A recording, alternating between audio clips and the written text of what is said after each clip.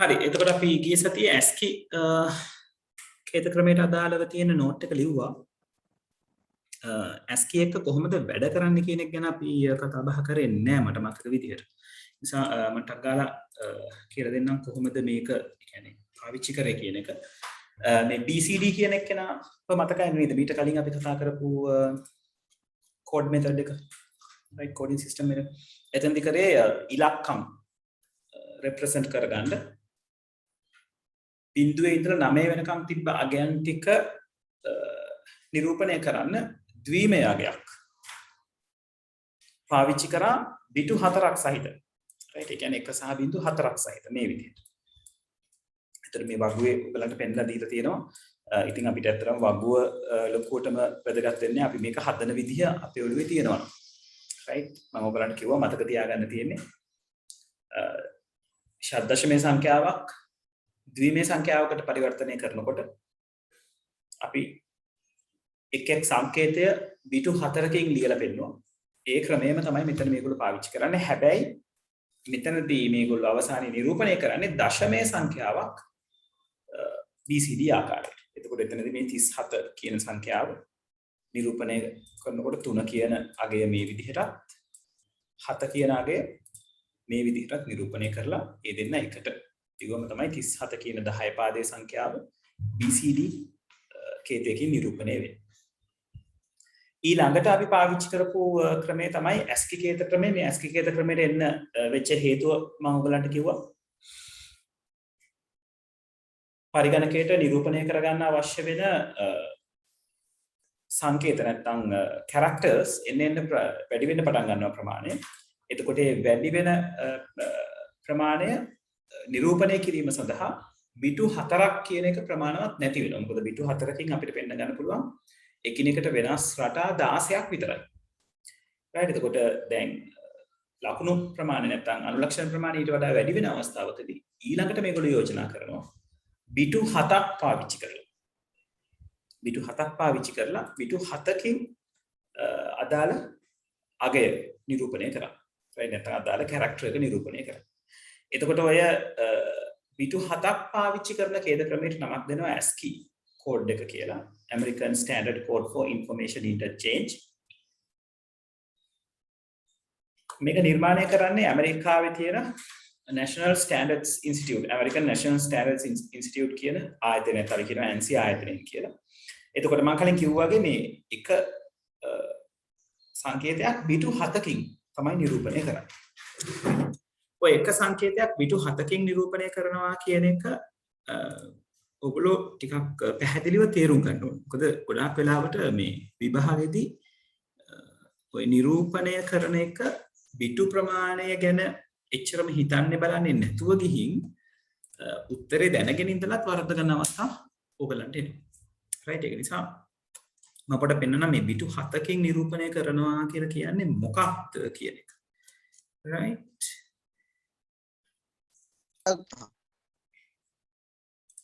හරි එතකොට දැන් මම කිව්වා මේ බිටු 7ක් දක්වා මේ නිරූපණ ක්‍රමය දිගහැරෙන්න හේතුව මේ නිරූපණය කරන්න තියෙන අනුලක්ෂණ ප්‍රමාණය වැඩි වීම කියලා.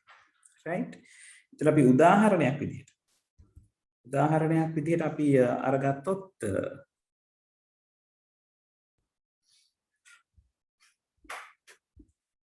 පරිගණකයේ A අකුර කම්පියුටර් එකේ A අකුර නිරූපණය කරන්න right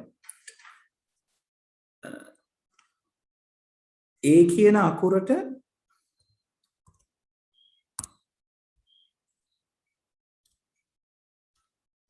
එයාව නිරූපණය කරන්න මේ වගේ බිට් 7ක් 7 bit කෝඩ් එකක් පාවිච්චි කරනවා right ඉතින් උදාහරණයක් විදිහට අපි හිතමු A කියන අකුර නිරූපණය කරන්නේ 50 කියන සංඛ්‍යාවෙන් 50 කියන සංඛ්‍යාව.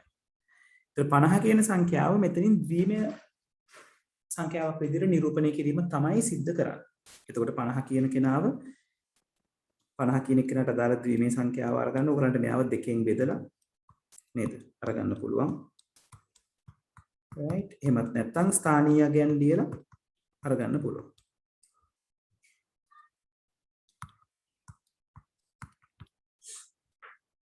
right එතකොට ස්ථානීය අගයන් ටික ලියලා අපි කල්පනා කරොත් නේද ස්ථානීය අගයන් එන්නේ 1 2 4 8 16 32 64 දැන් හොඳට මතක තබා ගත යුතු දේ තමයි දැන් මේ 50 නිරූපණය කරන්න 50 අපිට හදා ගන්න පුළුවන් 32ට 16ක් එකතු කරාම 48යි 48ට 2ක් එකතු කරාම 50යි right එතකොට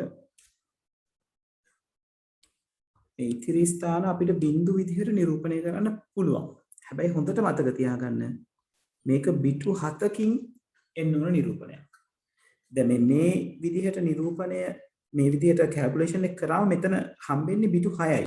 1 2 3යි 4යි 5යි 6යි. ඒතර සමහර වෙලාවට දුවල පුතාලා මේකේ බිටු 6ක නිරූපණයක් විතරක් කරලා එනවා. නැත්නම් MCQ එකකට හම්බුනොත් බිට් 6 නිරූපණය තියෙන කෙනාට උත්තර ගහනවා. අන්න එතකොට වරදිනවා. ඒ කියන්නේ දන්නව කොහොමද කරන්න කියලා. නමුත් සැලකිලිමත් නොවීම නිසා වරදිනවා.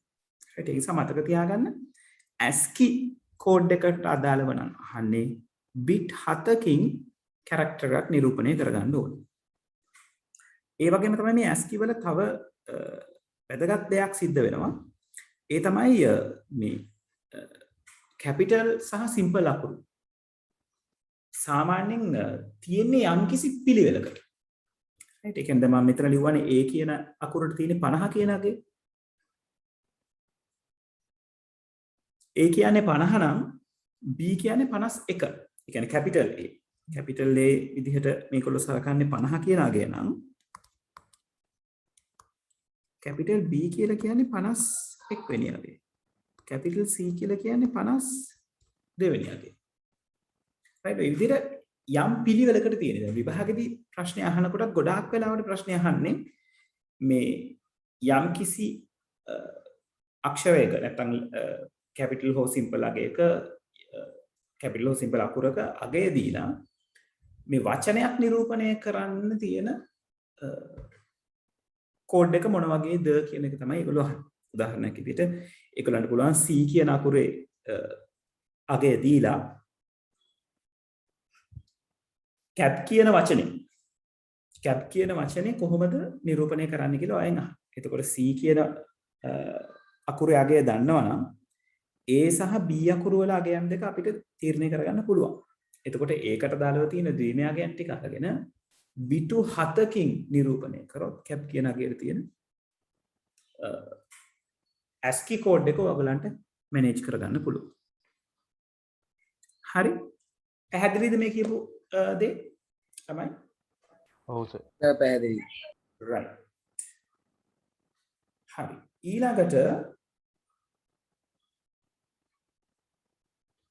ඔයගලන්ගේ පොතට ගියොත් පොතේ තියෙනවා මේ ASCII කෝඩ් එකට අදාළව මෙන්න මෙතන උදාහරණයක් දීලා.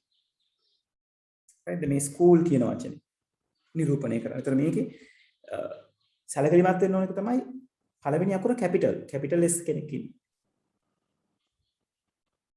ඊළඟ අකුරු ටික තියෙන්නේ සිම්පල් CHOOL. එතකොට මේගොල්ලෝ කියලා තියෙනවා මේ 3.17 කියන වගුවෙන් තමයි මේ අගයන් ටික අරගෙන තියෙන්නේ කියලා. දැන් අපිට විභාගෙදී එහෙම ගොඩක් වෙලාවට වගුවක් ලබා දීම සිද්ධ කරන්නේ නැහැ. එක අකුරක තියෙන ASCII කෝඩ් එක ඩෙසිමල් වැලියු එක කියනවා. ඒතර අපි ඒක බයිනරි වලට කන්වර්ට් කරගන්න ඕනේ. දැන් මේ පහළ තියෙන වගුව ගැන බැලුවොත් මේ වගුව තියෙනවා මෙතන පහළ දිග වගුවක් මේ තියෙන්නේ. ඒතර මේ වගුවේ තියෙනවා ඩෙසිමල් වැලියු එක. කියන්නේ දශමයේ සංඛ්‍යාව තියෙනවා. හෙක්සඩෙසිමල් වැලියු එක තියෙනවා. ඔව් විසිත සිම්පල් කැපිටල් එනකොට ASCII කෝඩ් දෙකක්.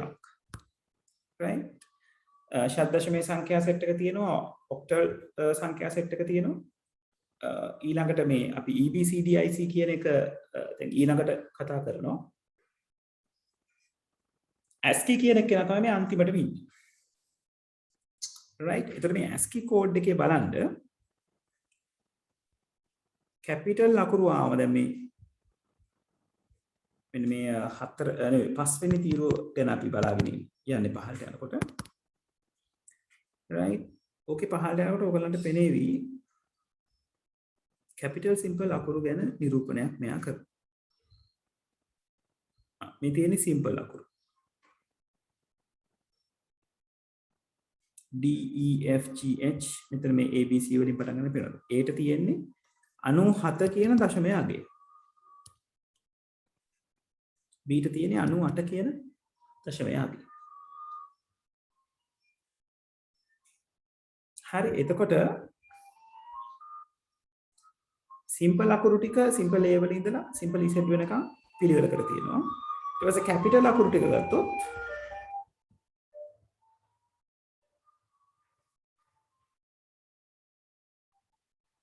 මේ තියෙන capital අකුරු ටික ඉතින් capital A පටන් ගන්නේ 65න් capital A B C D කියන set එක Z වෙනකම් පිළිවෙලකට තියෙනවා. එතකොට ඔන්න ඔය reference එක නැත්නම් ඔන්න ඔය පිළිවෙල තමයි අපිට විභාගෙදී ප්‍රශ්නයකට අදාළ මේගොල්ලෝ අහන්නේ. right එතකොට මේ අපිට මේ අංක මතක තියාගැනීමේ අවශ්‍යතාවයක් නැහැ. මම කලින් කිව්වා වගේ අගය දෙනවා එක අකුරක ඒකට අදාළව යන පිළිවෙල මතක තියාගත්තම නැත්නම් මේකළු පිළිවෙලට තමයි වෙනස් වෙන්නේ කියන එක මතක තියාගත්තම ඔයාට A අකුර දුන්නොත් ඉංග්‍රීසි හෝ D අකුරු 26ම කෝඩ් එක ලියලා ඉවර කරගන්න පුළුවන්. right එතකොට මේ ස්කූල් කියන වචනේ දැන් අපි S අකුර capital S අකුර බලනවා capital S අකුරට තියෙන්නේ 89 කියනවාලු. මේ බලන්න. මේ තියෙන්නේ capital S අකුර.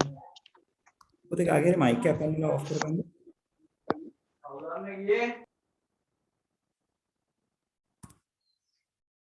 right ඒතර capital S අකුරට අදාළව තියෙන්නේ 83 කියන අගේ.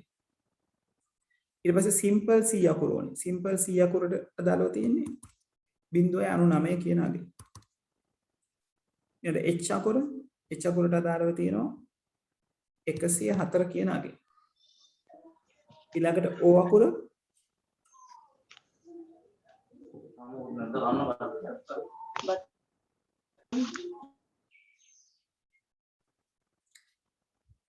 මයික් එකක් ඔන් වෙනවා කාගේ හරි පොඩ්ඩක් සැලකිලිමත් වෙන්න ඒක ගැන කීප දවසක්ම ওই වැඩේ සිද්ධ වුණා right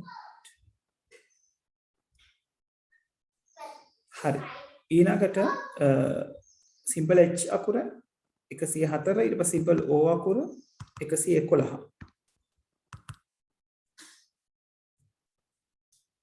right ඊට පස්සේ අන්තිමට simple L අකුර තියෙනවා 108 right නෑ ඉතින් මේවා කටපාඩම් කරන්න අවශ්‍යතාවයක් නැහැ ඕගලන්ට යම් කිසි අකුරක් ගැන අකුරක අගය ගැන කියනවා විභාගෙදී ඒතර ඒ අකුර දුන්නම ඒකට අදාළව තියෙන ඉතිරි අකුරු ටිකේ අගයන් ඔයගලන්ට පිළිවෙලින් ගිහිල්ලා හොයාගන්න පුළුවන්.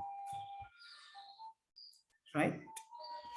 එතකොට ඔයගලන්ගේ පොතේ ස්කූල් කියන වචනය වෙනද ඒගොල්ලෝ ලියලා තියෙන විදිහ. S කියන්නේ 83, C කියන්නේ 99. right. දැන් අපිට හිතන්නකෝ අපිට අර chart එක දීලා නැහැ කියලා. ඒතර අපිට capital S අකුර එක දෙන්න ඕනේ කොහොමද? මොකද capital S අකුර මොකක්ද කියන එක අපිට එකපාරට හිතා ගන්න බෑ. right? සහ මේකේ වෙන capital අකුරුත් නැහැනේ. ඔයාට C වලගේ 99 කියලා දුන්නොත් C 99 කියලා දුන්නොත්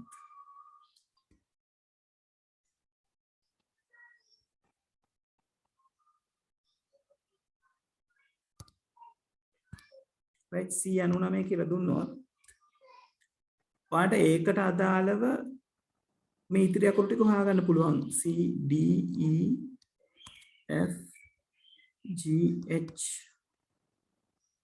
simple අකුරු වලින් එන්නේ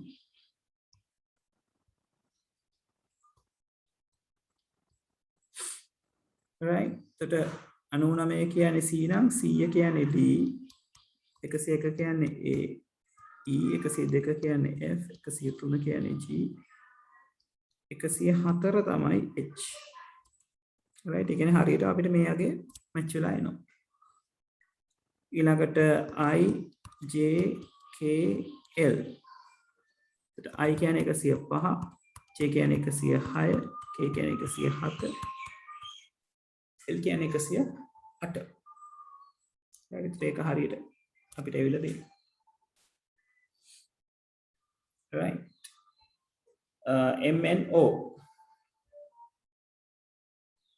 IJKL MNO 109 110 111. ඒ විදිහට O කියන කෙනා අපිට 111යි කියලා තීරණය කරගන්නත් පුළුවන්. C දීලා තිබුණා. මේ capital S වලගේ දීලා තියෙනවා. මොකද capital S වල වෙන විදිහක් ඔතනදී සම්බන්ධ කරලා නැහැ. right. તો ASCII කේතේ ලියන්න කිව්වම මේ විදිහට දිගට එක සංකේතයක් නිරූපණය වෙන්නේ ඉලක්කම් 7ක් පාවිච්චි කරලා නැත්නම් characteristic 7ක් පාවිච්චි කරලා නැත්නම් ones and zeros 7ක් පාවිච්චි කරලා එක පේලියට ලියලා පෙන්නන්න ඕනේ. පැහැදිලිද? තැනින් තැන එතකොටම ලියනකොට S ලාගේ C ලාගේ මේ හිස්තැනක් තියන්න ඕනේ නැහැ නේ. එහෙම අවශ්‍ය නැහැ. එහෙම අවශ්‍ය නැහැ. එකටම ලියලා ඉවර කරන්න පුළුවන්. හරි සර් thank you. හරි right. හොඳයි. දැන් අපි ඊළඟ ක්‍රමයට යන් ASCII වලට අදාළව මම ප්‍රශ්නයක් දෙන්නම්. ඒතර ප්‍රශ්නදී අපි බලමු මොකද වෙන්නේ කියලා. ඊළඟට අපි කතා කරන්නේ මේ EBCDIC right. එතකොට EBCDIC code එක අපි කියනවා extended binary coded decimal interchange කියලා. right. එතකොට මේ EBCDIC කියන code එක පාවිච්චි කරන්නේ bits 7න් manage කරගන්න බැරි වෙන ගානට තව අලුතෙන් characters එකතු වෙනවා. right. එතකොට bits 7කින් උඩරිම පෙන්න ගන්න පුළුවන් වෙන්නේ characters 128යි. right. ඒක නිසා bit 7 ප්‍රමාණය තව එක bit එකකින් වැඩි කරලා A කියන code එකට, ඒ කියන්නේ bit 8ක code එකක් හදනවා. ඕකට කියනවා EBCDIC එක කියලා. Extended binary code decimal interchange. එතකොට EBCDIC එකේදී ඕගලන්ට ફોකස් කරන්න තියෙන අර කලින් සැරේ වගේ bit 7 නෙවෙයි දැන් bit 8කින් එකගයක් නිරූපණය කරනවා. එතකොට EBCDIC පාවිච්චි කරලා ඔයාලට එකිනෙකට වෙනස් චරිත ලක්ෂණ 256ක් නිර්මාණය කරන්න පුළුවන්. right. ඒ කියන්නේ වෙන විදිහකින් කියනවා නම් characters 256ක් represent කිරීමේ හැකියාව EBCDIC එකට තියෙනවා. එතකොට මෙතනත් අර ASCII වල වගේ පොඩි සම්බන්ධතාවල් පෙන්නනවා. හරියටම දේවල් වෙනස් වෙන. නමුත් සමහර ස්ථාන තියෙනවා ඒ තරම් ස්මූත් විදිහට මෙයාව චේන්ජ් කරන්න මැනිපියුලේට් කරන්න දෙන්නේ නැහැ. right. එතකොට EBCDIC එකේ ඔයගොල්ලෝ මතක තියාගන්න ඕන දේ තමයි bit 8කින් තමයි අදාළ කෝඩ් එක නිර්මාණය වෙන්නේ කියන එක. right. හරි. අපි යුනිකේත ගැන කතා කරලාම ලියාගන්න ටිකට එමු. එතකොට දැන් අපි දන්නවා කොහොමද මෙයා විකාශය වුනේ කියලා නේද? මුලින්ම BCD තිබ්බා. bit 4යි බිඳුවේ ඉඳලා 9 වෙනකන් තියෙන බිඳුවේ ඉඳලා 9 වෙනකන් තියෙන ඉලක්කම් ටික රෙප්‍රසන්ට් කරන්න තමයි භාවිතා කරලා තියෙන්නේ. මට විනාඩියක් දෙන්න.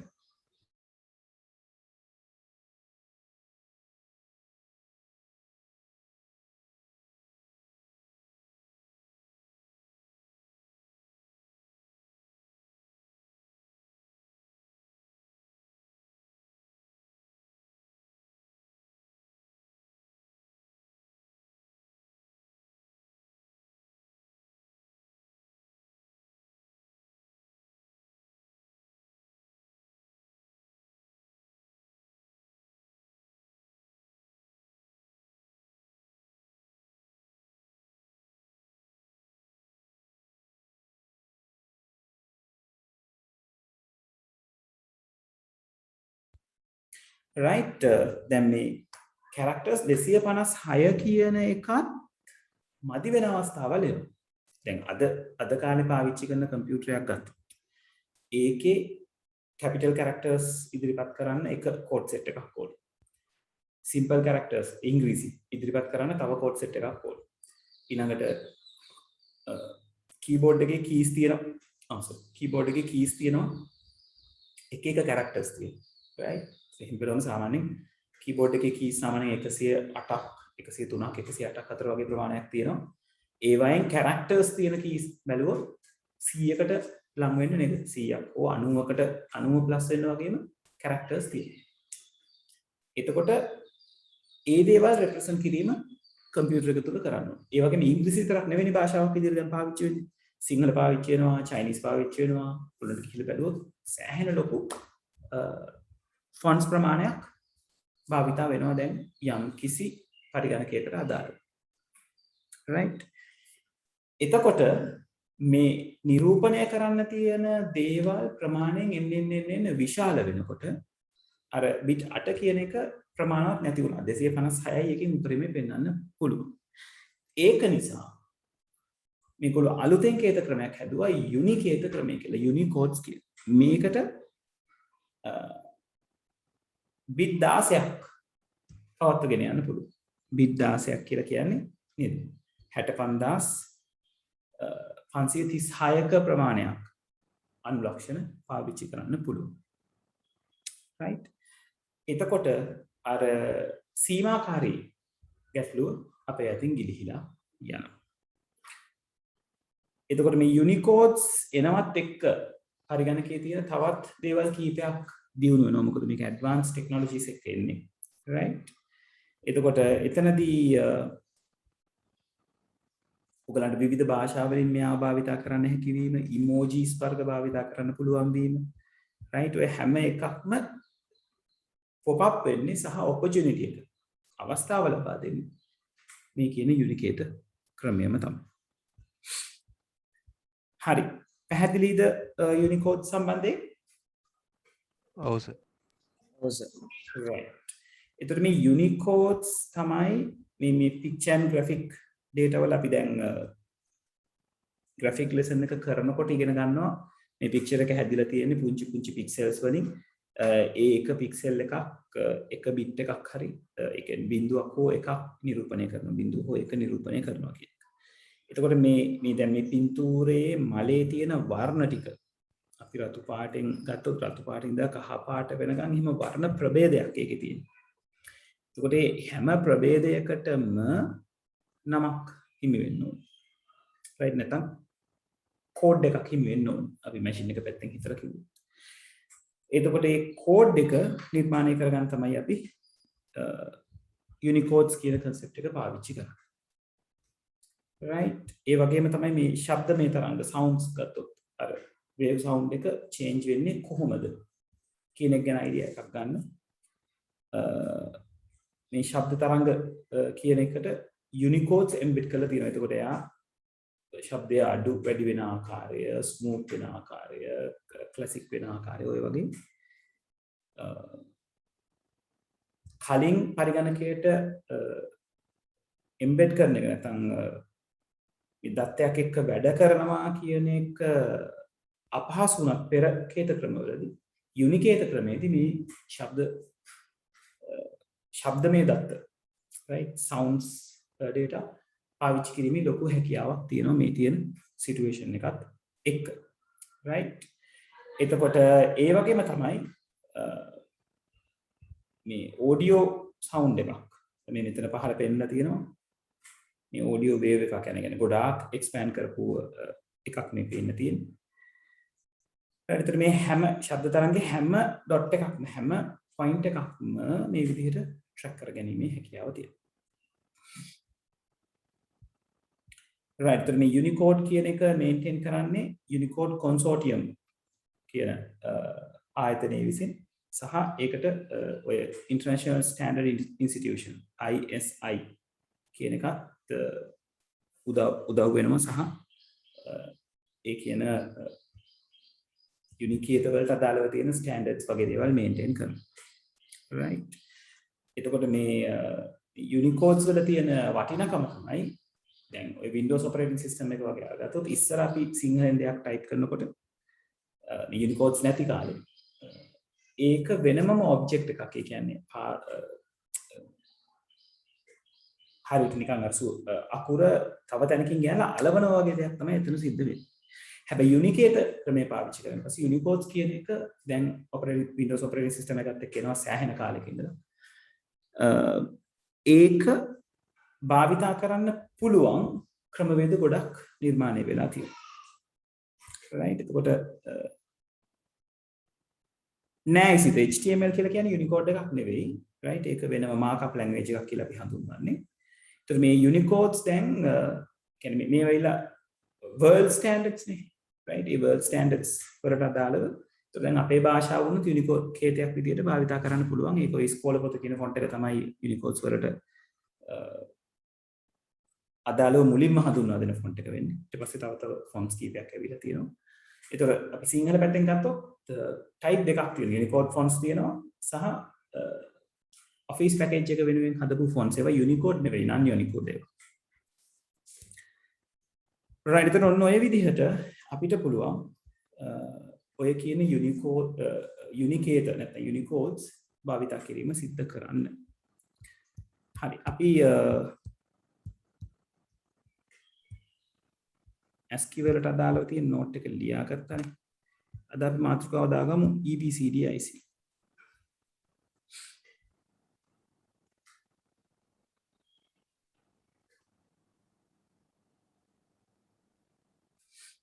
right මාතෘකාවයි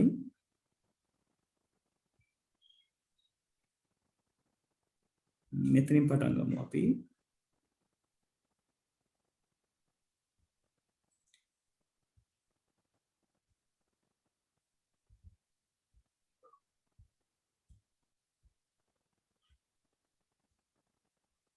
මම highlight කරන ටික ලියා ගන්න.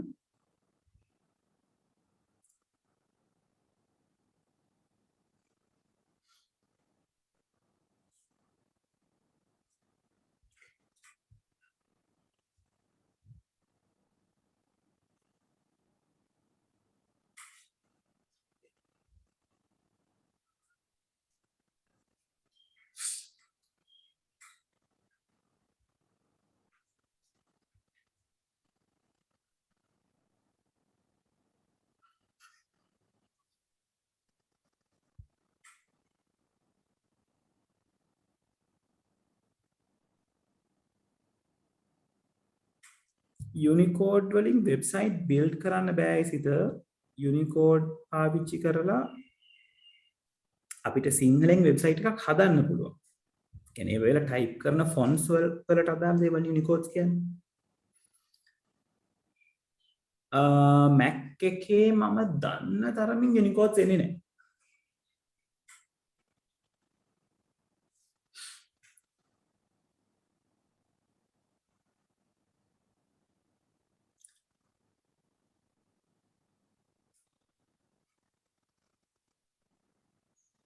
හරිද ළමයි?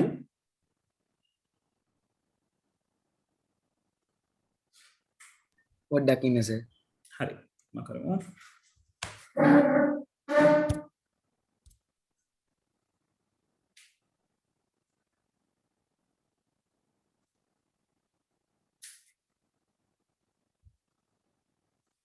ඉවරයි සර්.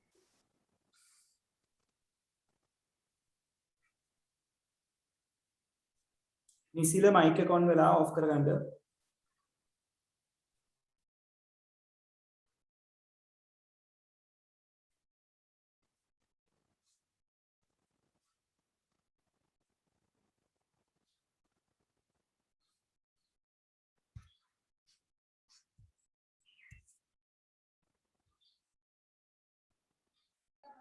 සර් ওই ටිකද සර් දැන් ලියා ගන්න තිබ්බේ මට කරන් ගියා මේ. ඔව් පුතේ මේ highlight කරලා තියෙන ටික.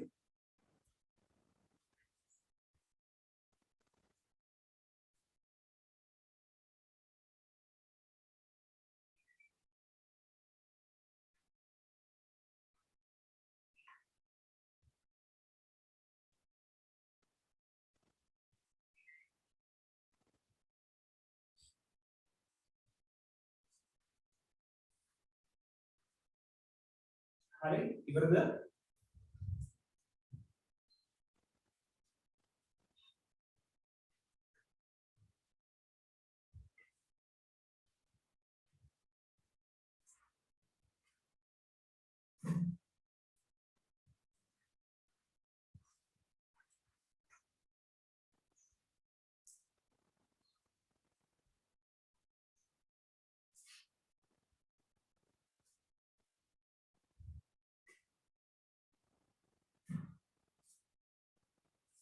හරිද ළමයි අපි ඉස්සරහට යමුද? සර් පොඩ්ඩි වෙලාවක් දෙන්නකෝ. ඉක්මන් කරමු පරක් වෙනවා.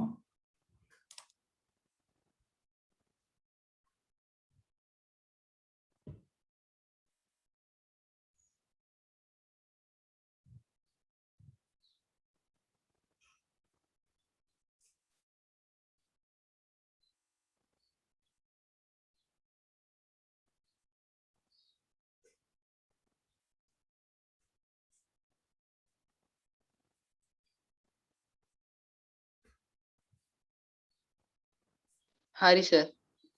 right ඊළඟට අපිට යුනිකේත ක්‍රමය ගැන ලියා ගන්න පුළුවන්.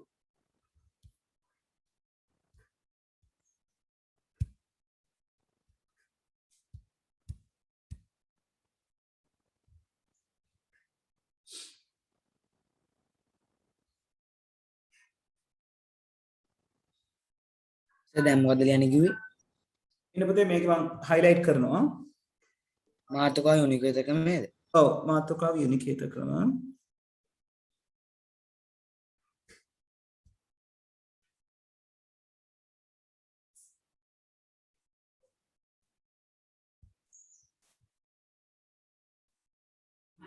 ඔව් එන්න මම එන්න. එතන ආරින්න ඔක්කොම.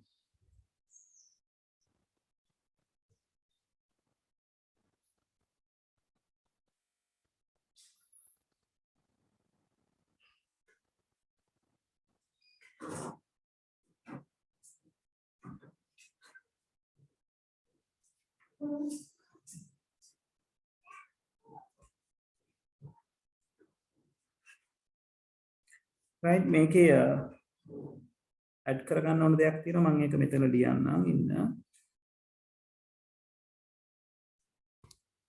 right මෙන්න මෙතනට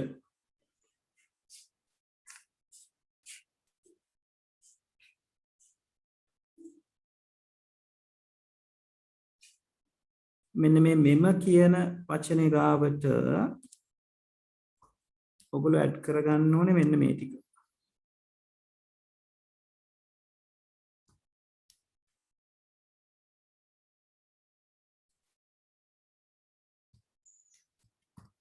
BCD ASCII ho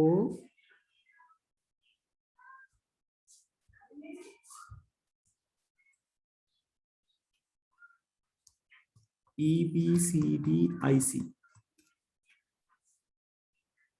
ඊට පස්සේ මේ කේත ක්‍රම භාවිතා කළ නොහැකි කියන එක ලියා ගන්න.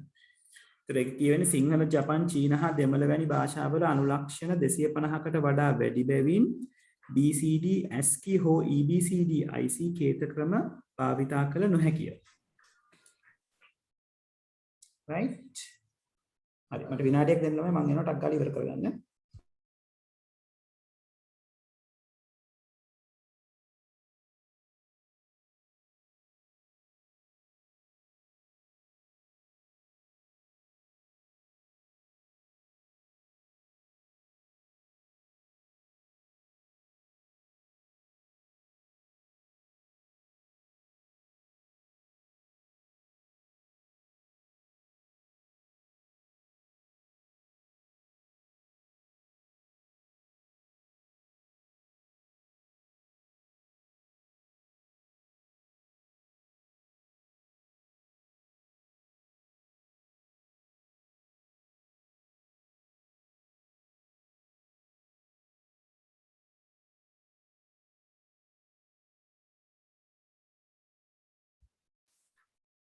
හරිද ළමයි?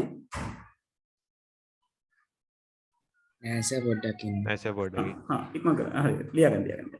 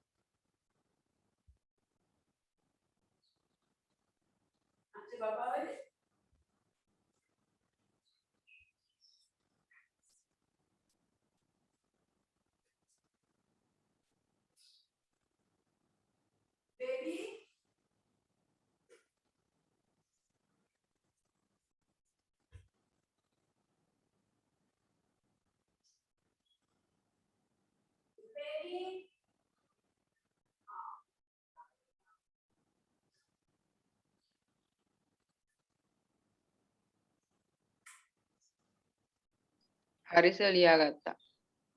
පොඩ්ඩක් අන්තිමට එක හරි ඉවර කරගන්න.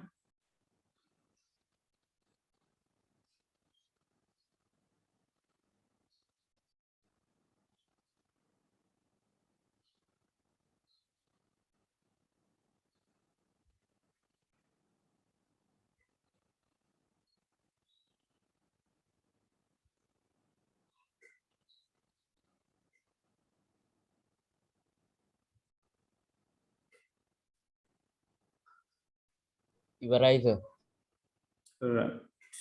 පොඩ්ඩක් ඉන්නකෝ හරි.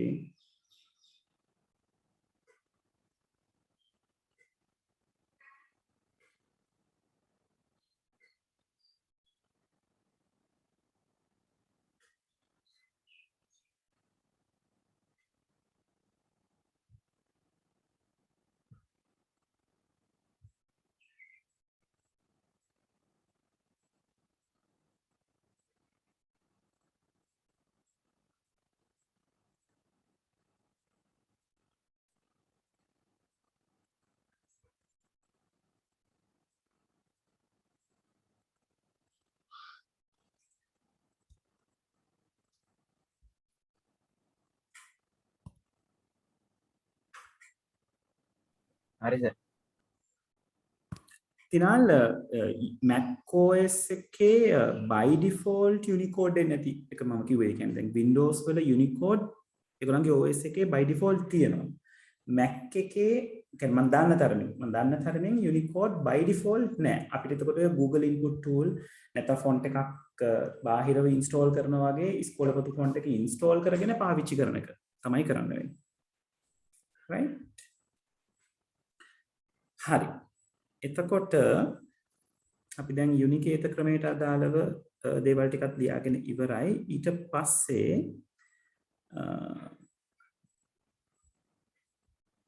මේක මෙතන උඩ කියලා තියෙනවනේ අපි අකුරු වලට පාවිච්චි කරනවා කියලා කියලා තියෙනව නේද?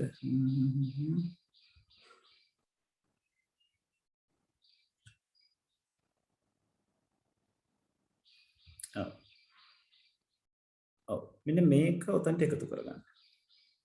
මෙන්න මේ පේජ්.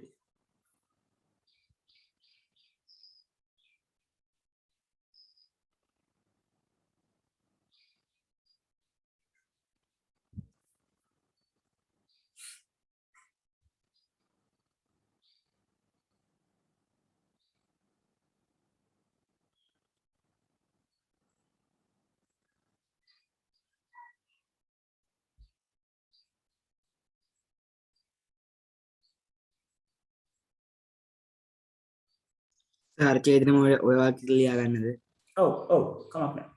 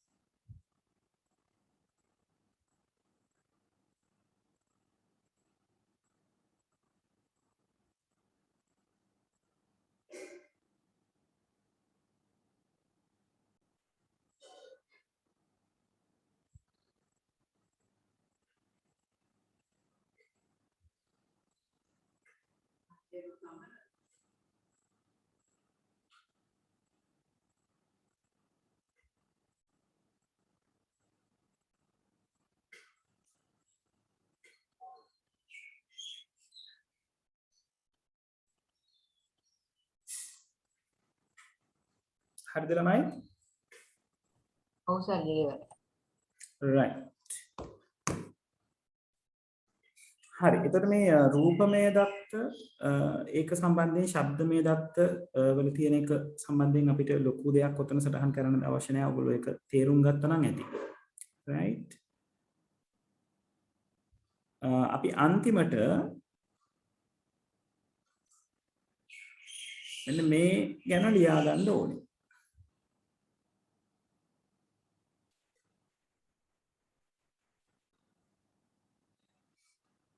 ඔව්. මේ ඡේදය අපිට ලියා ගන්න වෙනවා.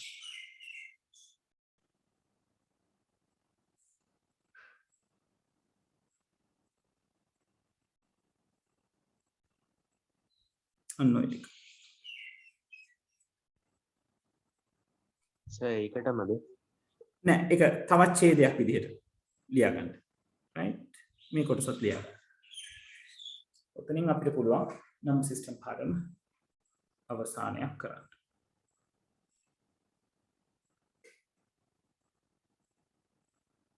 ඊළඟ පාඩම එක්සෙල් පාඩම. මොකද පුතේ? ඊළඟ පුතේ අහන එක පැහැදිලි නෑ. ඊළඟ පාඩම එක්සෙල් පාඩමද? නෑ එක්සෙල් නෙමෙයි. අපි ගේට්ස් කරලා ඉවර වෙලා එක්සෙල් පාඩමට යනවා. ගේට්ස් පාඩම කරලා ඉවර වෙලා යනවා.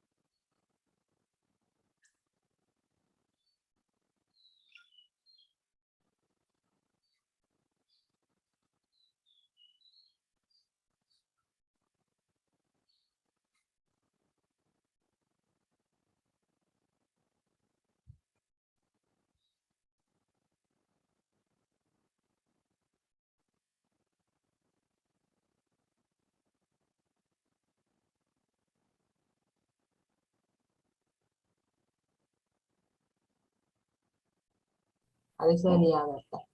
right. අනිත් අය පොඩ්ඩක් සර්. හරි. හරි කොට ඉන්න සර්.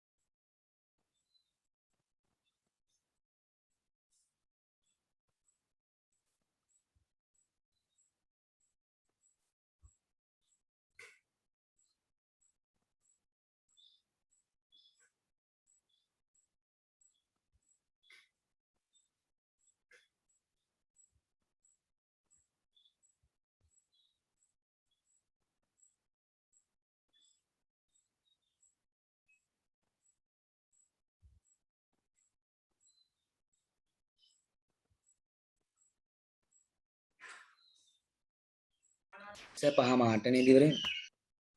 ඔව් පුතේ පහමාර ක්ලාස් ඉවර වෙන්නේ. හරිද? ඉවරද?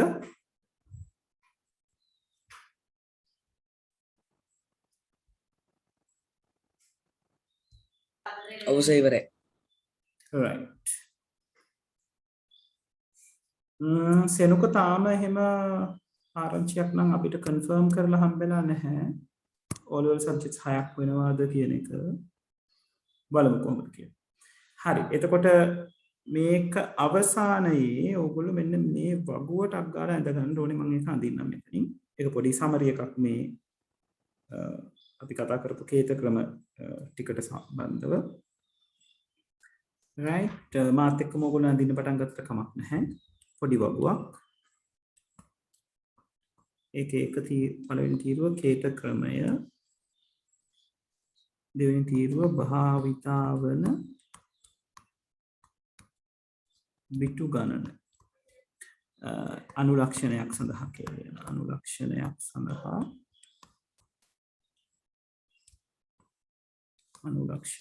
සඳහා භාවිතාවන බිටු ගණන.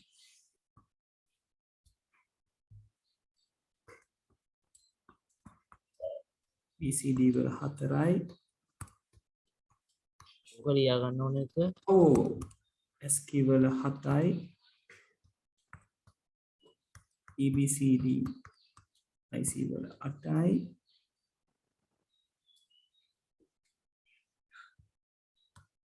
Unicode වල 16යි. right. තුන්වෙනි තීරුවත් හිතල් කරන්න ඕනේ. ඒක ලියන්න ඕනේ.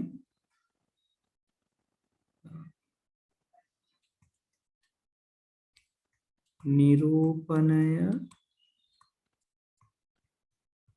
කළ හැකි උපරිම අනුලක්ෂණ ගණන. BCD වල 16යි. SQ වල 128යි. මේක මෙහිමම ලියා ගන්න. 2 4 වෙනි බලය 16යි. 2 7 වෙනි බලය 128යි. 2 8 වෙනි බලය 256යි. 2 16 වෙනි බලය 65536යි. අපරගෙන් ළමයි කන්ෆර්ම් කරගන්න ඕනේ 65000 ගන්න හරිද කියන එක. ඔව් 65536යි right. හරි ඔන්න ඔක ලියා ගන්න. උතරින් අපි number system පාඩම අවසානයකට එනවා.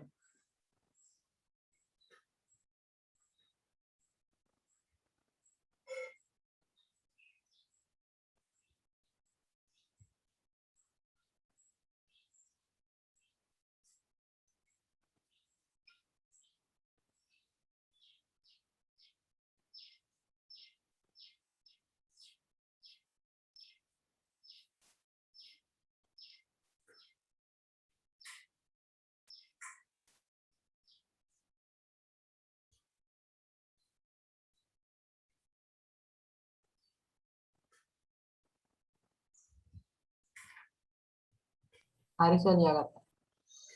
හොඳයි නේද? හරි. පොඩ්ඩින් ඉස්සෙල්ලා ලියන්න. හරි ඉක්මන් කරමු.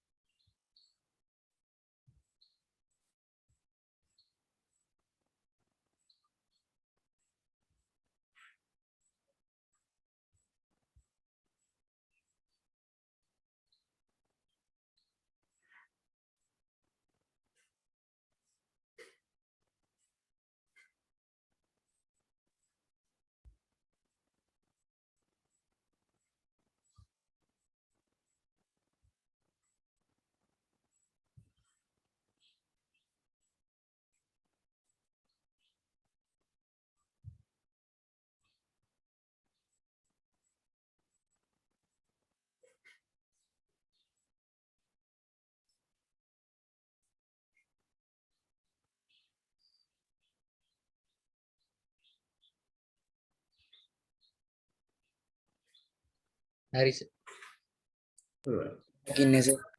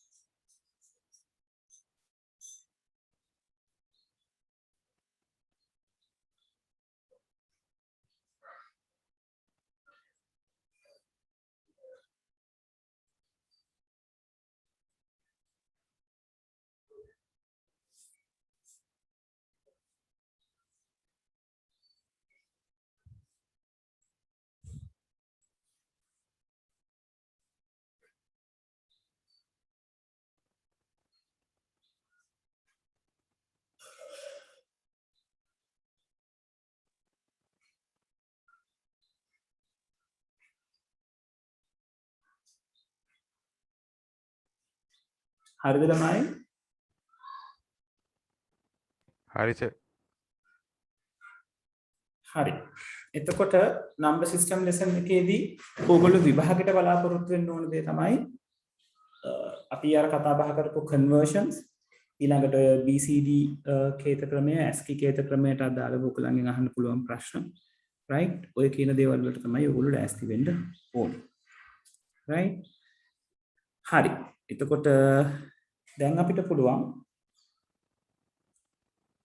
තාර්කික ద్వාර වලට අදාළව තියෙන පාඩම බ්‍රීෆ් කරන්න. ඒක තමයි 4 වෙනි පාඩම අපේ පොතේ කතා බහ කරන්නේ.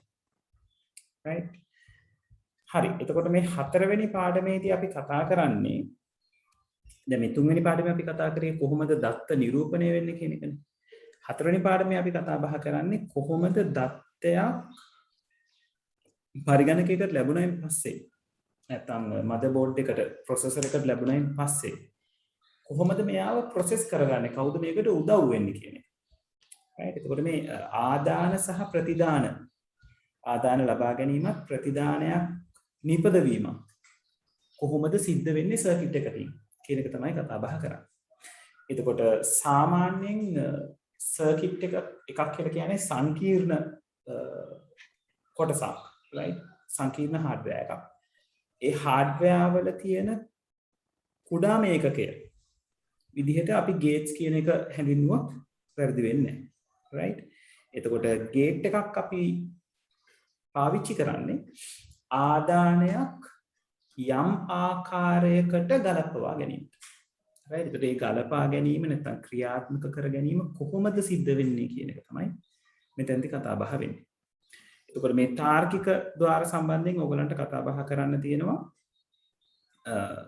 මොනවාද මේ තාර්කික ద్వාර කියලා කියන්නේ කොහොමද ඒව හැදිලා තියෙන්නේ මොන විදිහට දේව නිරූපණය වෙන්නේ ඔය කියන දේවල් ටික right හරි ඒක නිසා මාතෘකාව දාගන්න තාර්කික ద్వාර සමග බූලීය බීජ තර්කය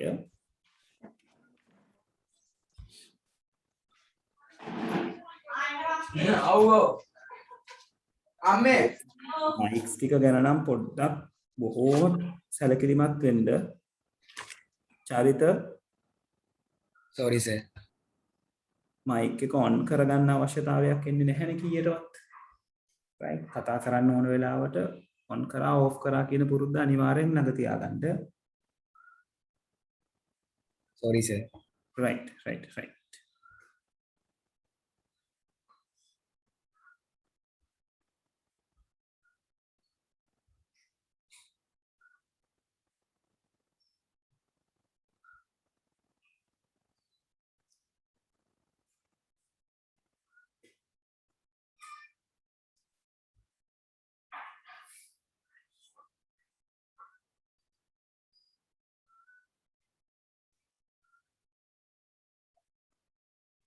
හරිද මාතෘකාව ලියාගත්තද ඔව් සර් ලියාගත්තා. හරි.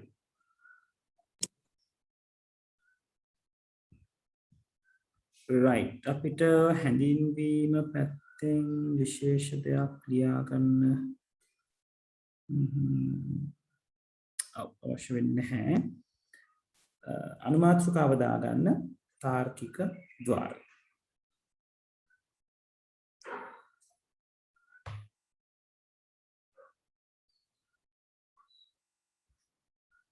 right තාර්කික ద్వාර කියන අනුමාත්‍රිකාව දාගෙන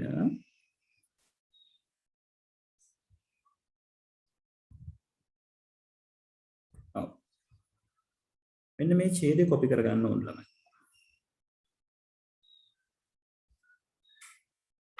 ඒක කොපි කරගන්න ඊළඟට ඩයග්‍රෑම් එකක් තියෙනවා. ඒ ඩයග්‍රෑම් එක මම ඇඳ විස්තර කරනවා. ඊට පස්සේ ඔයගලන්ට පුළුවන් ඒක හඳ ගන්න.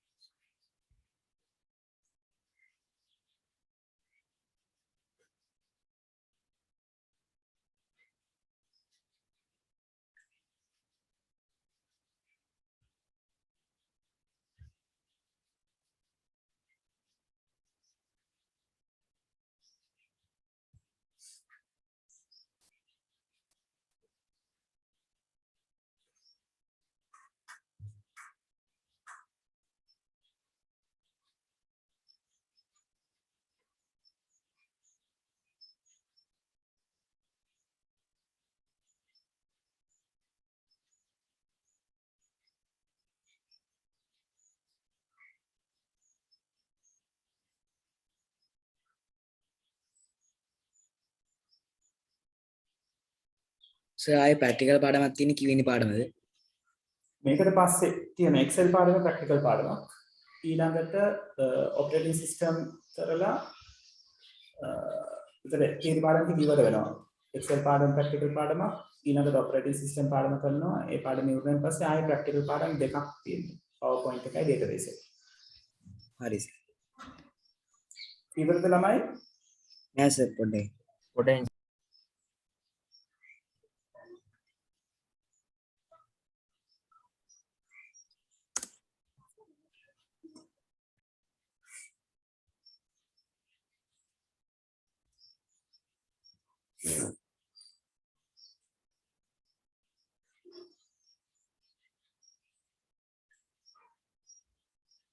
ලියල ඉවරයි. හරි. පොඩ්ඩක් ඉන්න. right. ඉක්මන් කරමු.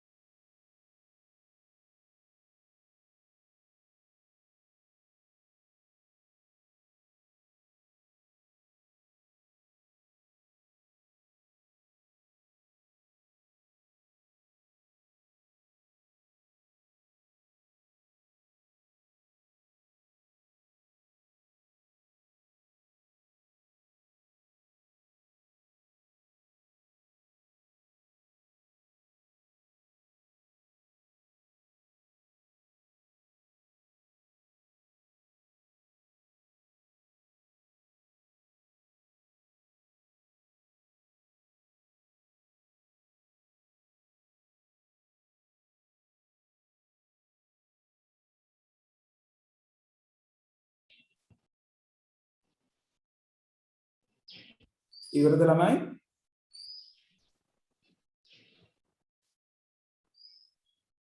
ළමයි ඉවරද? ඔව් සර්. අන්තිම ටික පොඩ්ඩක් ඉන්න අන්තිම ටික. මම කරමු.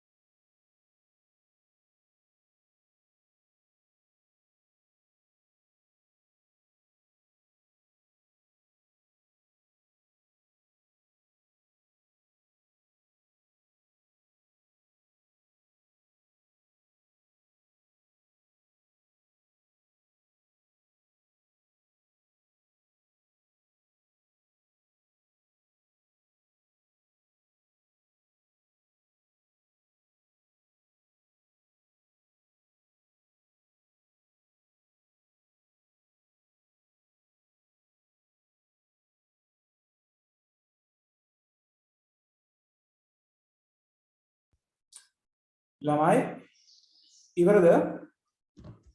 ඔව් හරි, සර් හරි. ඉවරයි. ඔව් සර්, ඉවරයි. ඉවරයි සර්. හරි. right. එතකොට ద్వාර සම්බන්ධයෙන් ඔයගලන්ට කතා කරන්න තියෙන මෙන්න මෙහෙම දෙයක්. right. මේ තාර්කික ద్వාර කියන එක අපි මේක O level වල A level වල දෙකේම කතා බහ වෙන පාඩමක්. A level වල මීට වැඩි පොඩ්ඩක් වැඩිපුර කතා බහ වෙනවා. මෙතෙන්දී අපි මූලික දේවල් ටික කතා බහ කරන්නේ. මේ තාර්කික ద్వාර කියන දේ ප්‍රධාන වශයෙන් කොටස් දෙකකට කැඩෙනවා. ඒ කැඩෙන කොටස් දෙක තමයි ප්‍රාථමික ద్వාර නැත්නම් මූලික ద్వාර කියලා කියනවා.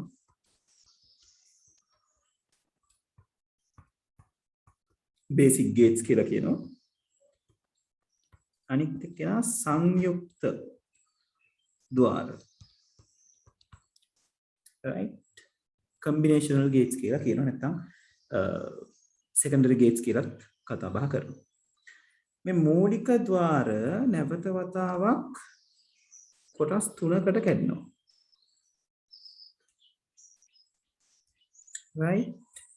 ඒ කැඩෙන කොටස් තුන නැත්නම් හැදෙන වර්ග තුන තමයි. ඒ වර්ග තුනට ලස්සන නම් තුනක් තියෙනවා. ඔයගොල්ලෝ කලින් වැඩි අහලා නැති නම් තුනක්. right.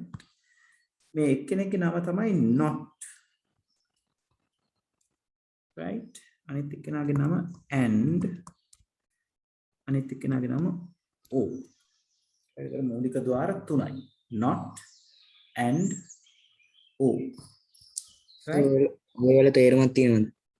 තේරුම කියලා කියන්නේ ඒ ద్వාර වලට දීලා තියෙන නම පුතේ. right. not gate එක, and gate එක, o gate එක කියලා. right. okay sir. ඊළඟට මේ ద్వාර මම කියවනේ පරිපතවල කොටස් කියලා. පරිපතවල කුඩාම කොටස්. එතකොට ඒක නිසා අපි දැන් විද්‍යාවට ඉගෙන ගන්න ඕනේ පරිපතයක් අඳිනකොට සංකේත තියෙනවා කියලා. ඒ වගේ මේ not and o කියන තුන් දෙනාට සංකේත තියෙනවා. right. ඒ සංකේත වාට ඇඳලා පෙන්වන්න පුළුවන් මෙන්න මේ විදිහට. not gate එක මෙන්න මේ වගේ සංකේතකින් ඇඳලා පෙන්වනවා. එතකොට මෙයාගේ මේ වම් අත පැත්තේ තියෙන ලයින් එකට අපි කියනවා ඉන්පුට් ලයින් එක කියලා. නැත්නම් ඉන්පුට්ස් දෙන්න තියෙන තැන. ආදාන දෙන්න තියෙන තැන.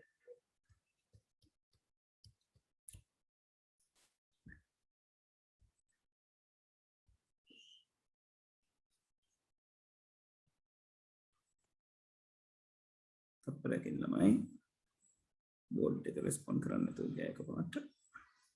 right.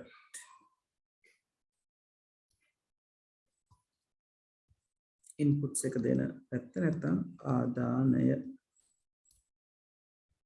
right.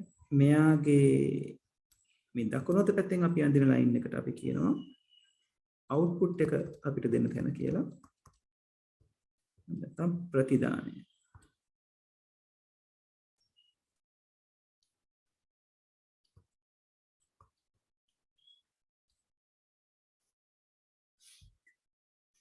right. එතකොට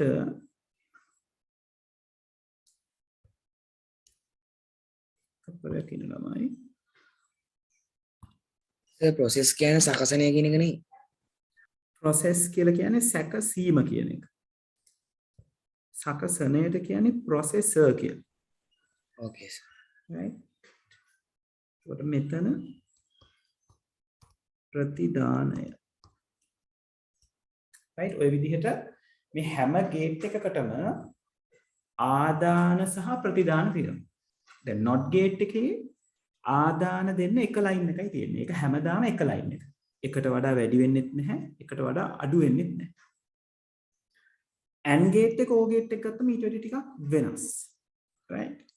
and gate එකේ සංකේතය තමයි and gate එක ඉවර වෙන්නේ capital D අකුරෙන්නේ. එතනින් ඔයගලන්ට and gate එකේ හැඩය මතක තියාගන්න පුළුවන්. and gate එක කියලා කියන්නේ D අකුරක් වගේ. ඒකට input lines දෙකක් තියෙනවා. output එක line එකක් තියෙනවා. right. o gate එක මේ and gate එකට සමානයි. හැබැයි එයාගේ shape එක තියෙන්නේ අපි කියනවා crescent එකක් හඳපඩුවක් විදිහට කියන ඔය ආකාරයට. ඒතර ඔය තමයි ගේට්ස් වල මූලික ద్వාර වර්ග තුන. එතකොට මේ ద్వාර වලින් සිද්ධ වෙන්නේ මොකක්ද? කියන්නේ ద్వාර වලට යම් කාර්යයක් අදාළයි. right? මේ ద్వාර වලින් ඉන්පුට් කරන දෙයට යම් කිසි දෙයක් කරලා තමයි අවුට්පුට් කරන්නේ. එතකොට ඒක නිසා අපි මේ ඉන්පුට් එක අවුට්පුට් එක මේ ద్వාර වල නිරූපණය කරන ක්‍රමයක් තියෙනවා. right? අපි කියනවා මේ A කියලා ඉන්පුට් එකක් දුන්නොත් not gate එකකට output වෙනවා කියලා අපි අරගන්නවා A bar කියන output එක. එහෙමත් නැත්නම් මේක ඔයගලන්ට නිරූපණය කරන්න පුළුවන් A dash කියලා. A bar හෝ A dash. මොකද වෙන්නේ කියලා මම කියන්නම්. right?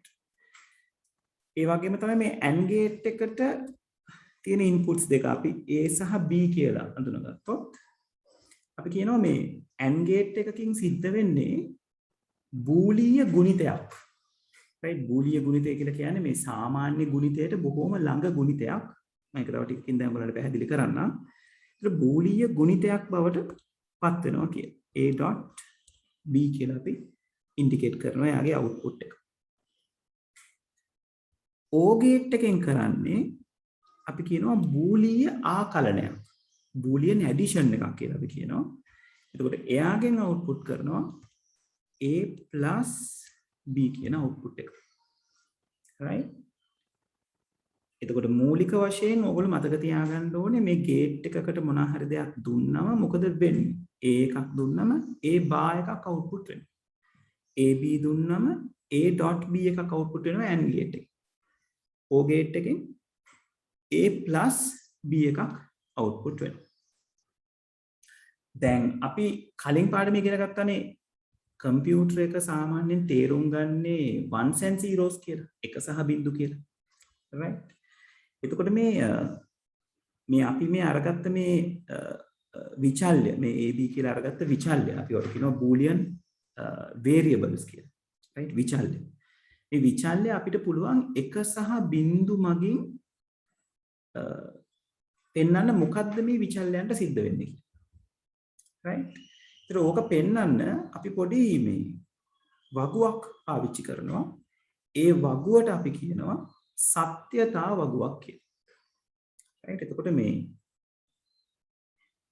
not gate එකට අදාළව තියෙන සත්‍යතා වගුව මම පෙන්වන්න මෙන්න මෙහෙම වගුවක් නිර්මාණය කරනවා. ඒ කියන්නේ input කරන පැත්ත. right? එතකොට A කියන කෙනාට එක වෙලාවක බිංදුව ඉන්පුට් වෙන්න පුළුවන්. එහෙම නැත්නම් තවත් වෙලාවක එක කියන අගය ඉන්පුට් වෙන්න පුළුවන්. මෙයාගේ එක ලයින් එකයි තියෙන්නේ. එයාට සර්කිට් එක දිගේ බිංදුවක් ලැබෙන්න පුළුවන්. නැත්නම් එක කියන එක ලැබෙන්න පුළුවන්. ඔබට සර් බිංදුව එක එකට එන්න බැරිද? බෑ එකට එන්න බැහැනේ. එක ලයින් එකක් තියෙන්නේ එක බිට් එකක් ගන්න කියලා අපි සලකන්නේ. right? එතකොට එක ලයින් එකකින් එක බිට් එකයි. ඒ කියන්නේ එක්ක බිංදුවක් එක්ක එකක්.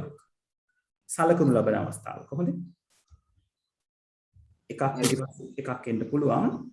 එක්කෙනෙක් ඉන්පුට් කරලා තමයි ඊට පස්සේ කෙනා ඉන්පුට් කරන්නේ. හරි සර්. එතකොට A කියන කෙනා මම කිව්වා මේ not gate එකට දාලා output එක අපිට A bar කියලා ලියන්න පුළුවන් කියලා. එතකොට මේ not gate එක කරන්නේ එයාට input කරන දේ එයාට input වෙන bit එක අනිත් පැත්ත හරවන එක. අනිත් පැත්ත හරවනවා කියලා කියන්නේ state එක මාරු කරනවා. අපි ඔකට කියනවා invert කරනවා කියලා. ඒ කියන්නේ බිංදුව input වුණොත් එයා output කරන්නේ එක. එක input වුණොත් එයා output කරන්නේ බිංදුව. හරි. එතකොට not gate එකේ ස්වභාවය ඒක. එක input කරොත් බිංදුව output කරනවා. බිංදුව input කරොත් එක output කරනවා. right? එතකොට මෙන්න මෙයාට තමයි මේ වගේ වගුවකට තමයි අපි කියන්නේ සත්‍යතා වගුව කියලා. සත්‍යතා වගුව. ඉංග්‍රීසියෙන් අපි කියනවා truth table කියලා.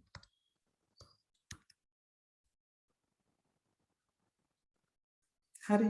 එතකොට ඔය විදිහේම සත්‍යතාව වගු දෙකක් මේ AND ගේට් එකටයි OR ගේට් එකටයි මට නිරූපණය කරලා පෙන්වන්න පුළුවන්. හැබැයි AND ගේට් එකයි OR ගේට් එකයි නිරූපණය කරනකොට අපිට පොඩි වෙනස්කම් තියෙනවා නේද? AND ගේට් එකේ ඉන්පුට් දෙකක් තියෙනවා. A කියලා ඉන්පුට් එකක් තියෙනවා, B කියලා ඉන්පුට් එකක් තියෙනවා. දැන් මේ ඉන්පුට් දෙකට ගන්න පුළුවන් අගයවල්. කියන්නේ එකවරකදී Aට බිඳුව හම්බෙනකොට Bටත් බිඳුවක් හම්බෙන්න පුළුවන්. සලකුණු ලබන මොහොතක. එහෙම නැත්නම් Aට බිඳුව හම්බෙන වෙලාවට Bට එක හම්බෙන්න පුළුවන්. එහෙමත් නැත්නම් අපිට කියන්න පුළුවන් Aට එක හම්බෙන වෙලාවට Bට බිඳුව හම්බෙන්න පුළුවන්. එහෙමත් නැත්නම් දෙන්නටම එක ඉන්පුට් වෙන්න පුළුවන්. ඒක එන්න පුළුවන්. ඔව්. ඔය තමයි ඔය ඉන්පුට් ලයින් දෙකට ගන්න පුළුවන් පැටර්න්ස් හතර. එතකොට මේ අවුට්පුට් එකේදී මම කියවනේ මෙතන සිද්ධ වෙන්නේ බූලීය ගුණිතයක් කියලා. දැන් මම කොහොම බූලීය ගුණිතය කියලා කියන්නේ අපේ බීජ ගණිතයට අදාළව තියෙන ගුණිතයට බොහොම සමීපයි අපේ සිලබස් එකේ හැටියට. right? එතකොට මේක වෙන්නේ බොහොම සරලව මේ අගයන් දෙක ගුණ වෙන එක. right? කියන්නේ බිඳුවයි බිඳුවයි ගුණ වුණාම උත්තරේ බිඳුවයි. බිඳුවයි එකයි ගුණ වුණාම උත්තරේ බිඳුවයි. එකයි බිඳුවයි ගුණ වුණාම උත්තරේ බිඳුවයි. එකයි එකයි ගුණ වුණාම උත්තරේ එක. තේරුණාද වෙච්ච දේ? ඔව් සර්. හරි. ඔව් සර්. මොකද පුතේ? ඔව් සර් තේරුණා. හරි. නෑ. කවුරු හරි ප්‍රශ්නයක් අහුවා. right okay. දැන් ඔය විදිහටම ඔයගලන්ට පේන්න තියෙනවානේ O ගේට් එකට excuse me sir. ඔබ දෙ. දැන් සර් බිඳුව බිඳුවත් බිඳුව එකවත් කොතන හරි බිඳුව තිබ්බොත් බිඳුවම සර්. ඔව්. එතකොට ඒක තමයි අපේ AND ගේට් එකේ තියෙන සුවිශේෂත්වය. AND ගේට් එකේ ඉන්පුට් දෙකෙන් කාට හරි බිඳුවක් තිබුණොත් අඩුම ගානේ කාට හරි බිඳුවක් තිබුණොත් උත්තරේ බිඳුව විදිහට තමයි අවුට්පුට් වෙන්නේ. right දෙන්නම එක වෙන්න ඕනේ. එක වෙන්න. අවුට්පුට් කරන්න. right? දැන් මේ Yes, sir. O ගේට් එකෙත් අපිට හම්බෙන්නේ ඔය කම්බිනේෂන්ස් ටිකමයි නේද? බිඳුව බිඳුව බිඳුව එක එක බිඳුව එක එක. හැබැයි මෙතනදි සිද්ධ වෙනවා කියලා අපි කිව්වේ බූලීය ආකලනයක් නේද? බූලීය ආකලනයක්. right? එතකොට මේ බූලීය ආකලනය කියලා කියන්නේ අපේ කියන්නේ ආකලනය කියලා කියන්නේ එකතු කිරීම. දැන් අපි සාමාන්‍ය ගණිතයේදී එකතු කරනකොට අපි දන්නවා කොහොමද එකතු වෙන්නේ කියලා. බූලීය ආකලනයත් සාමාන්‍ය ආකලනයට බොහොම සමීපයි. එකම එක තැනකදී මේ ආකලනය වෙනස් වීමක් සිද්ධ වෙනවා. දැන් අපි සාමාන්‍ය විදිහට ගත්තොත් බිඳුවට බිඳුවක් එකතු වුණාම බිඳුවයි. බිඳුවට එක එකතු වුණාම එකයි. එකට බිඳුව එකතු වුණාමත් එකයි. එකට එකක් එකතු වුණාම සාමාන්‍ය ගණිතයේදී අපි අරගන්නේ දෙකයි කියලා නේ. එකයි. නමුත් මෙතනදී අපි අරගන්නේ එකයි. එකයි කියලා. එකට එකක් එකතු වුණාම එකයි කියලා. ඔකට හේතුවක් තියෙනවා. හේතුව තමයි මේ බෝඩීය බීජ ගණිතයේදී බිඳුව සහ එක කියන දෙන්න නිරූපණය කරන්න. බිඳුව නිරූපණය කරනවා අසත්‍ය කියන අගය. එක නිරූපණය කරනවා සත්‍ය කියන අගය. true. මෙයා false. මෙයා true කියන අගය. right? එතකොට මේ එකයි එකයි එකතු වුණාම එක වෙන්නේ සත්‍යයට සත්‍යයක් එකතු වුණාම තවත් එක සත්‍යයක් ගොඩනගෙනවා කියලා තමයි අපි බූලිය බීජ ගණිතයේදී ඒක ඉගෙන ගන්න. තේරුණාද? ඔව් සර්. ඔව් සර් තේරුණා. හරි. right. එතකොට අපි මෙතන තියෙන සර් වැඩි ගන්න ගන්නවද? මෙයා ඇඳ ගන්න ටයිම් එකක් මට දෙන්න පුළුවන්. හැබැයි දැන් 5:00යි වෙලාව. මට 45ට අනිත් එක ගන්න නිසා අපිට ඊළඟ දවසේ මේක අඳින්න පුළුවන්. මම මෙතන පොඩ්ඩක් මේ සිද්ධ වෙන ක්‍රියාවලිය චුට්ටක් මම ලියලා අද වැඩේ නතර කරන්නම්. මෙතනදි සිද්ධ වෙන්නේ අනුපූරණයක්. ඒක බූලීය අනුපූරණය කියලා අපි කියනවා. මේ තන නිරූපණය වෙන්නේ බූලීය ගුණනයක්.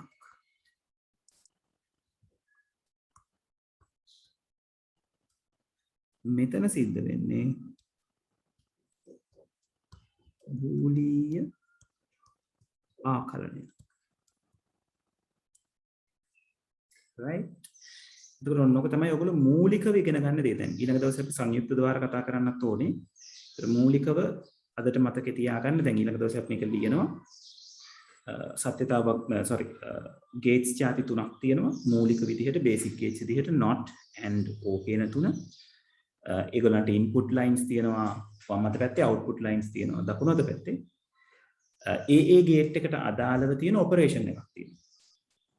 not ගේට් එකෙන් බූලිය අනුපූරණයක් වෙනවා. and ගේට් එකෙන් බූලිය ගුණනයක් වෙනවා. o ගේට් එකෙන් බූලිය ආකලනයක් සිද්ධ වෙනවා. right? ඒතකොට ඒක සිද්ධ වෙන ආකාරය අපි මේ truth table එකකින් නැත්නම් සත්‍යතාවකකින් නිරූපණය කරනවා. හරි? right. එතකොට එහෙනම් අදට අපි මෙතනින් සෙෂන් එක නතර කරමු. ඊළඟ දවසේ අපි මේක ලියාගෙන තමයි සංයුක්ත ద్వාර ගැන කතා කරන්න යන්නේ. right?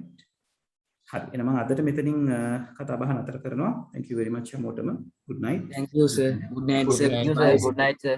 හරි පුතේ ගිහිල්ලා. Thank you, sir. Good Stay safe, sir. right okay good night. Good night, sir. Good night. හරි පුතේ good night.